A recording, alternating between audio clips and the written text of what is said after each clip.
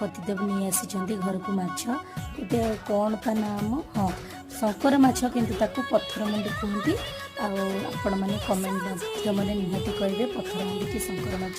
तो चलतु शाशुमा रोषे करी मुझे हेल्प करदेवी रोषे सारे आम शाशु को मिसिकी खाइबू।